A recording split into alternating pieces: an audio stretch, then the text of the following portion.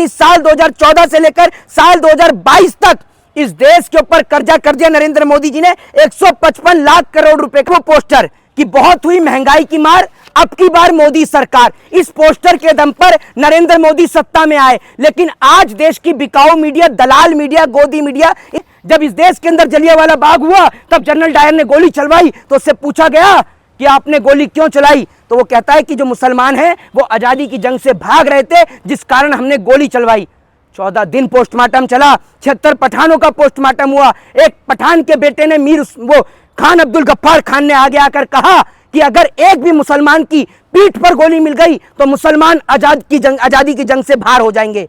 आपको बता दूं कि 76 पठानों का पोस्टमार्टम हुआ, लेकिन सबकी छाती पर गोलियां पाई गई, एक की भी पीठ पर गोली नहीं पाई गई। और आप आज के दौर में इस मुसलमान को गद्दार बताते हो। इतना योगदान इस देश की आजादी में हिंदुओं का, सिखों का और ईसाइयों का है, उतना ही योगदान मुसलमानों का भी है। और अगर इसका देखना है आपको तो जाकर देख लीजिए इंडिया गेट पर और पढ़ लीजिए, वहां कितने सारे मुसलमानों के नाम लिखे हुए हैं। नरेंद्र मोदी जी ने पार्लियामेंट को अपनी भाजपा का कार्यालय समझ लिया है, इसीलिए सारे सांसदों को बाहर खड़ा करवा दिया और खुद अकेले मोदी की वाहवाही करने वाले सारे अंदर बैठे हुए हैं। नरेंद्र मोदी जी के भाजपा सरकार को जो आपको दिखाया जा रहा है कि मोदी विश्वगुरु बना रहा है, तो आपका यही विश्वगुरु का नतीजा है कि आपको मंदिर और मस्जिद में, हिंदू और मुसलमान में हिंदुस्तान और जिंदाबाद और पाकिस्तान मुर्दाबाद में आपको उलझाकर यही देश की स्थिति कर दी है।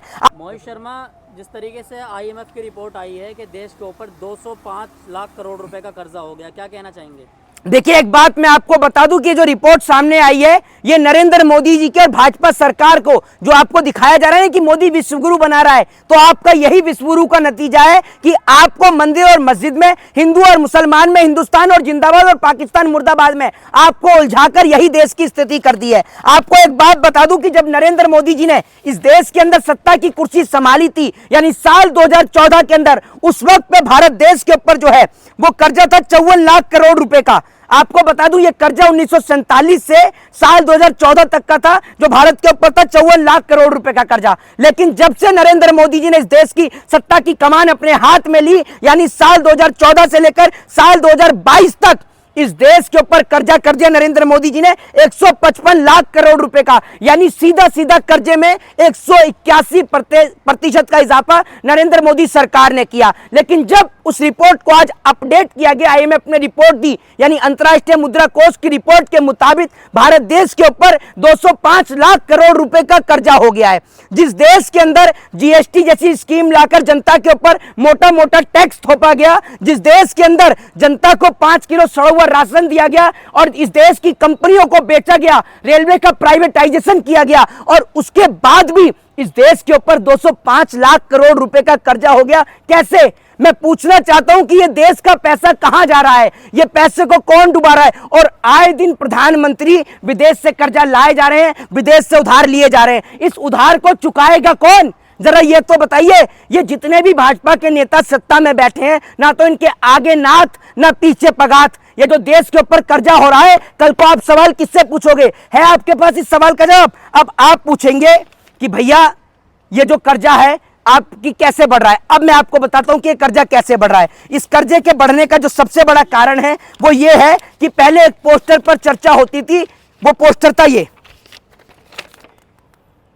था वो पोस्टर कि बहुत हुई महंगाई की मार, अब की बार मोदी सरकार। इस पोस्टर के दम पर नरेंद्र मोदी सत्ता में आए, लेकिन आज देश की बिकाऊ मीडिया, दलाल मीडिया, गोदी मीडिया इस पोस्टर पर चर्चा नहीं करती। चर्चा का मीडिया का माध्यम है हिंदू और मुसलमान, मंदिर और मस्जिद, और इन हिंदू, मुसलमान, मंदिर और मस्जिद ने इस देश का बेड़ा गर्क करके रख दिया। ये मैं आपको बता दूं, आज अगर देश के ऊपर कर्जा बढ़ रहा है तो उसके पीछे का कारण यही है क्योंकि नौजवानों को बेरोजगार कर दिया, नौजवानों के स्कूल बंद करके उनको अशिक्षित करने का काम भाजपा सरकार ने किया है। और मैं पूछना चाहता हूं कि जिस देश के अंदर 2014 से पहले सिलेंडर का दाम 400 रुपए हुआ करता था, उसका दाम आपने 1200 पहुंचाया। जो पेट्रोल आपको 60 से 70 मिलता था, उस पेट्रोल का दाम आपने 100 पार पहुंचाया। लेकिन उसके बाद भी देश के ऊपर इतना बड़ा कर्जा, कौन है इसका जिम्मेदारी? सवालों का जवाब देना नरेंद्र मोदी सरकार। आज कर्जा तो कर्जा, भारत देश भुखमरी के मामले में, यानी ग्लोबल हंगर इंडेक्स के मामले में आपको बता दूं कि भारत का स्थान 111वें पायदान पर आ गया, लेकिन इस पर कोई चर्चा नहीं है। टीवी खोलकर देखोगे हिंदू खतरे में, पाकिस्तान में हिंदू को रोटी नहीं, पाकिस्तान में हिंदू को मारा जा रहा है, पाकिस्तान में हिंदुओं के घर तोड़े जा रहे हैं। और वहां का टीवी खोल के देखोगे तो वहां के टीवी वाले चलाते हैं कि हिंदुस्तान के अंदर मुसलमानों को मारा जा रहा है, हिंदुस्तान की स्थिति खराब। तो ये एक प्रोपोगेंडा चलता है दोनों देशों के बीच में, जिस प्रोपोगेंडे में इस देश की मीडिया को झुलसाया जाता है। और जो लोग कहते हैं ना मोदी का विश्व में डंका बज रहा है, विश्व में डंका बज रहा है, अरे भैया कोई डंका नहीं बज रहा, वो डंका नहीं ढोल पिटवा रहा है हमारे देश का। अगर मोदी का विश्व में डंका बज रहा होता तो हर 10वें दिन में कहीं ना कहीं हमारे देश के जवान शहीद होते हैं। अभी 2 दिन पहले हमारे देश के जवान शहीद हुए हैं। जवान की शहादत पर इस देश में कोई चर्चा नहीं। और आप कहते हैं विश्वगुरु, ऐसे बनेगा भारत विश्वगुरु? जिस देश में प्रधानमंत्री विदेश के दौरे कर रहा हो, आप ऐसे देश को विश्वगुरु बताते हैं? जिस देश में नौजवान को रोजगार मांगने पर लाठी और डंडे से पीटा जाए, उसे आप विश्वगुरु बताते हैं? जिस देश के अंदर पार्लियामेंट के अंदर, संसद के अंदर सांसदों के सवाल पर अंकुश लगा दिया जाए, आप उस देश को विश्वगुरु बताते हैं? नरेंद्र मोदी जी ने पार्लियामेंट को अपनी भाजपा का कार्यालय समझ लिया है, इसीलिए सारे सांसदों को बाहर खड़ा करवा दिया और खुद अकेले मोदी की वाहवाही करने वाले सारे अंदर बैठे हुए हैं। लेकिन इस देश के लोग धर्म की ऐसी अफीम चाट कर बैठे हैं जो इनके सर्वनाश का कारण बनेगी। और आप क्या हिंदू और मुसलमान करते हो? पढ़ाया आपने कभी इतिहास? अगर कभी आपने व्हाट्सएप का ज्ञान छोड़कर इंडियन हिस्ट्री को पढ़ा होता, तब आपको पता चलता कि जितना योगदान इस देश की आजादी में हिंदुओं का, सिखों का और ईसाइयों का है, उतना ही योगदान मुसलमानों का भी है। और अगर इसका देखना है आपको तो जाकर देख लीजिए इंडिया गेट पर और पढ़ लीजिए, वहां कितने सारे मुसलमानों के नाम लिखे हुए हैं जिन्होंने इस देश की आजादी में अपना बलिदान दे दिया। ठीक है। और अगर आपको और पढ़ना है तो देखिए मीर उस्मान अली के बारे में, जिन्होंने जब ये देश लड़ाई लड़ रहा था, हमारे पास पैसा नहीं था, तब इस देश को 5 टन सोना देने का काम मीर उस्मान अली ने किया। और आप बात करते हैं कि मुसलमानों ने क्या किया है? जब इस देश के अंदर जलियांवाला बाग हुआ, तब जनरल डायर ने गोली चलवाई तो उससे पूछा गया कि आपने गोली क्यों चलाई, तो वो कहता है कि जो मुसलमान हैं वो आजादी की जंग से भाग रहे थे, जिस कारण हमने गोली चलवाई। 14 दिन पोस्टमार्टम चला, 76 पठानों का पोस्टमार्टम हुआ। एक पठान के बेटे ने वो खान अब्दुल गफ्फार खान ने आगे आकर कहा कि अगर एक भी मुसलमान की पीठ पर गोली मिल गई तो मुसलमान आजादी की जंग से बाहर हो जाएंगे। आपको बता दूं कि 76 पठानों का पोस्टमार्टम हुआ, लेकिन सबकी छाती पर गोलियां पाई गई, एक की भी पीठ पर गोली नहीं पाई गई। और आप आज के दौर में इस मुसलमान को गद्दार बताते हो। एक बात बोलूंगा, कड़वी जरूर लगेगी लेकिन सच है, इस देश को बर्बाद करने के लिए कोई पाकिस्तान और कोई चाइना की जरूरत नहीं है, और ना ही अब दोबारा अंग्रेजों की जरूरत है, क्योंकि इस देश के अंदर अंग्रेजों की राह पर चलने वाले कुछ अंग्रेज सत्ता में बैठ चुके हैं, जिन्होंने अंग्रेजों की एक ही पॉलिसी को अपनाया, फूट डालो शासन करो। जिस देश का बच्चा बच्चा जानता है कि मुट्ठी भर अंग्रेज हमारे देश के ऊपर जो है वो हमारे को गुलाम बना के चले गए, हमारे देश पे कब्जा करके चले गए। कैसे? सिर्फ एक ही नीति से, फूट डालो शासन करो, हिंदू को मुसलमान से, मुसलमान को हिंदू से लड़ाओ। वही काम बीजेपी कर रही है, लेकिन लोग आंख के अंधे हो चुके हैं, कान के बहरे हो चुके हैं, इनको कुछ समझ में नहीं आता। और यही कारण बनेगा जो हमारी देश की बर्बादी का बनेगा। आज हमें मारने के लिए किसी की जरूरत नहीं, कोई हथियार की जरूरत नहीं, सरकार हम ही लोगों को आपस में लड़ा रही है, मंदिर मस्जिद के नाम पर, हिंदू मुसलमान के नाम पर। देश का नौजवान बेरोजगार घूम रहा है, उसके पास रोजगार नहीं है। एक आदमी जो भूख से मर रहा था आज ठंड से भी मर रहा है, क्योंकि उसके घर पर बुलडोजर चला दिया। सरकार जो है वो किसी को घर देने का काम तो नहीं करती, लेकिन लोगों के घर पर बुलडोजर चलवाने का काम जरूर करती है। बन रहा है ना, और जनता खुश है, राशन में भी खुश है। वो राशन कैसा राशन? राशन में वो देते हैं जो मुर्गी के चावल होते हैं, जो दाना जो मुर्गी को डाला जाता है, वो दाना ही नंद भक्तों को डाला जा रहा है। सड़ा हुआ गेहूं, अगर 5 किलो गेहूं ले लो, छान दो तो 1 किलो उसमें गंदगी निकल जाए। वो राशन भी आपको लाकर दिखा दूंगा। उस राशन पर इस देश की जनता वोट दे रही है मोदी सरकार को। और पहले चीनी मिला करती थी राशन में, मिट्टी का तेल मिला करता था, आज तो सब बंद कर दिया।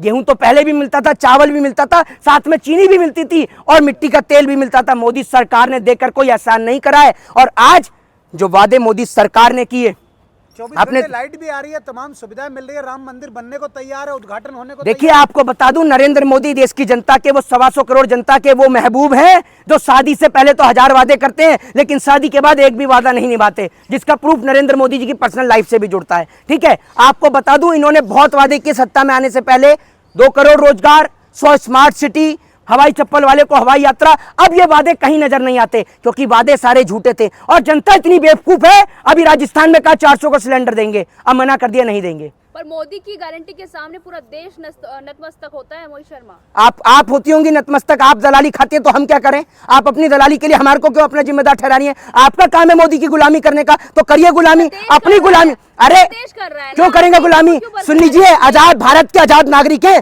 बाबा साहब के संविधान के गुलाम है और किसी के गुलाम नहीं है। ये नेता हमारे नौकर हैं, हम राजा हैं, ये हमारे सेवक हैं। आपके होंगे नरेंद्र मोदी जी, आप होंगे इनकी गुलाम। ना हम मोदी के गुलाम, ना हम किसी के गुलाम। गुलाम है तो संविधान के, डरते हैं तो संविधान से और किसी से नहीं डरते, ना इनकी जेलों से डरते। इनकी जेल में इतना दम नहीं है कि हम जैसे लोगों का मुंह बंद रख सकें। भगत सिंह, राजगुरु और सुखदेव को मानने वाले हैं, जरूरत पड़ी तो देश के लिए फांसी का फंदा भी चूमेंगे, लेकिन किसी के आगे नतमस्तक नहीं होंगे। ये बात याद रखिएगा। 400 करोड़ का रूबिया की लियाकत अपना मकान बना रही है, आपको उसमें भी तकलीफ है? अरे क्यों नहीं होगी तकलीफ? जो कल तक अपनी कैब बुक कर करके आते थे, आज 400 करोड़ का मकान बना रहे हैं, लेकिन कोई ईडी, कोई सीबीआई की रेड इनके घर पर नहीं पड़ेगी। इसलिए नहीं पड़ेगी, भाजपा की दलाली करते हैं, भाजपा की दलाली में रहो, आपको तो राज्यसभा तक भेजेंगे, लेकिन अगर उनका विरोध करोगे तो भैया आपको जेल में डाल देंगे। लेकिन हम एक बात कहते हैं कि जन्म तो बहुत बच्चे लेते हैं, लेकिन चर्चा सिर्फ उनकी होती है जिनकी मृत्यु के समय पर हजारों लाखों करोड़ों लोगों का जन सैलाब होता है। इस देश के अंदर जिस दिन बाबा साहब अंबेडकर ने जन्म लिया, जिस दिन भगत सिंह ने जन्म लिया, उस दिन कई लाख बच्चों ने भी जन्म लिया, लेकिन चर्चा आज भी राजगुरु सुखदेव, भगत सिंह और बाबा साहब भीमराव अंबेडकर की होती है। याद रखिएगा, चर्चा गॉडसे या सावरकर की नहीं होती। वो तो आज भी कि हम स्वतंत्रता सेनानी थे उस बात के प्रमाण देते हैं, लेकिन जो स्वतंत्रता सेनानी था उसको पूरा देश जानता है। और ये शहीदी दिवस के दिन चल रहे हैं। आपको एक बात बता दूं कि जितना योगदान इस देश के अंदर सिखों का है ना, शायद ही किसी का हो। ये लोग क्या करेंगे उनकी बराबरी? जो लोगों का पेट भरने का काम करते हैं, ये उन्हीं को खालिस्तानी ठहराने का काम करते हैं। लेकिन वो खालिस्तानी आतंकवादी या पाकिस्तान नहीं, वो इस देश के सच्चे सेवक हैं और जो मां भारती का फर्ज बॉर्डर पर खड़े होकर भी निभाते हैं। जय हिंद, जय भारत, वंदे मातरम।